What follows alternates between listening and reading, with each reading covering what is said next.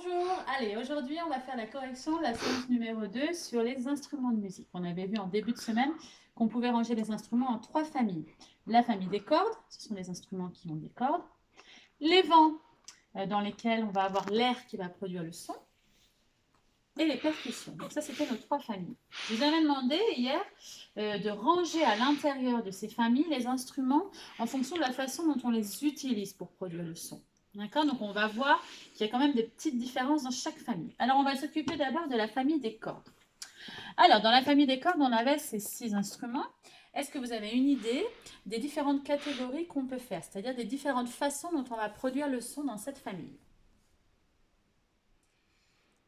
Alors, moi, je vais vous proposer 3 façons avec les instruments qu'on a. Alors, la première façon,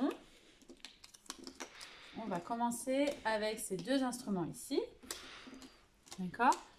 Ici, on produit le son en frottant sur la corde. On va frotter sur la corde avec un archet, avec un outil qui est là. Et c'est ce frottement qui va produire le son. Donc, on dit que les cordes sont frottées. Deuxième façon. Alors ici, alors surtout là c'est plus évident. Comment est-ce qu'on va produire le son avec la corde?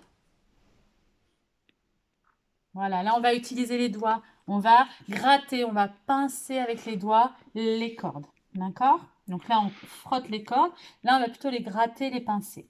Et puis on a ce dernier instrument de musique, on avait dit dans la correction en début de semaine. Là on pouvait confondre avec un instrument à percussion puisqu'effectivement on va taper sur les touches. En fait il y a des cordes à l'intérieur. Et là les cordes elles sont frappées justement. Quand on appuie sur les touches, on a à l'intérieur de l'instrument un petit marteau qui vient frapper sur la corde. Donc dans cette famille des cordes, nous avons des cordes qu'on va frotter, des cordes qu'on va plutôt gratter et des cordes que l'on va frapper. D'accord? Donc ça c'est pour la première famille. Allez, maintenant on s'occupe de la famille des vents. Alors dans la famille des vents, on va pouvoir faire 3 catégories. D'accord? Alors, est-ce que, pareil, vous aviez réfléchi à une façon de ranger ces instruments de musique? Allez, moi je vous propose un premier rangement. Alors, on va mettre ensemble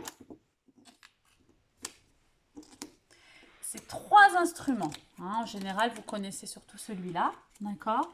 Ça, c'est ce qu'on appelle les cuivres. D'accord? En fait, là, la matière va dépendre, va faire un son différent. Donc, on a la famille des cuivres. Et puis, on a, je m'étais trompée dans les étiquettes, ce qu'on appelle les bois. Donc, ces instruments-là, eh bien, l'air qui va être dedans va faire un son différent puisque ce ne sont pas les mêmes matériaux. Donc là, on a les cuivres, les bois. Et celui-là, c'est un instrument à clavier. Alors la grosse différence, c'est que là, le musicien ne va pas souffler directement l'air avec la bouche, comme il va le faire pour les cuivres et pour les bois. Mais l'air, en fait, est à l'intérieur de l'instrument. Et c'est le fait de frapper sur les touches qui va faire vibrer l'air. Donc c'est une utilisation un petit peu différente. Alors j'ai oublié celui-là que vous connaissez, parfois que vous utilisez. Donc on va mettre aussi dans la famille des cuivres ici. D'accord? Donc dans les vents, nous avons les cuivres, les bois et puis les instruments à clavier. D'accord? Enfin, dernière famille, chez les percussions. Alors, dans les percussions, on va faire 3 catégories.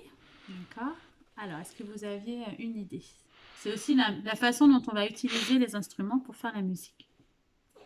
Alors, la première catégorie, avec les instruments peut-être que vous connaissez le plus, celui-là que vous aviez quelquefois quand vous étiez petit. Celui-là.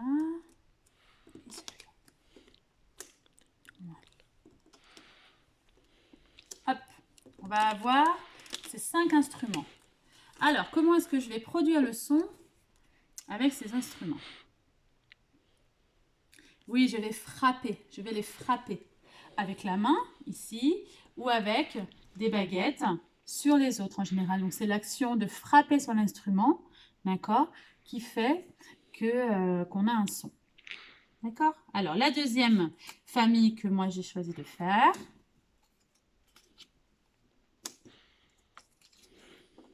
Alors ici, comment est-ce que je produis le son avec ces instruments?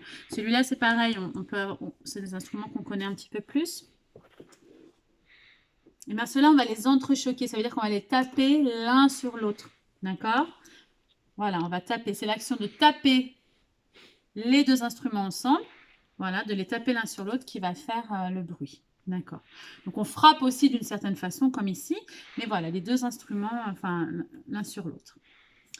Et la dernière famille, ici, chez les percussions. Moi, j'ai mis des instruments. Alors, qu'est-ce qu'on fait avec ces instruments? Celui-là, vous le connaissez bien. Ces instruments-là, on va les secouer. C'est l'action de secouer qui fait qu'on va avoir le bruit. D'accord?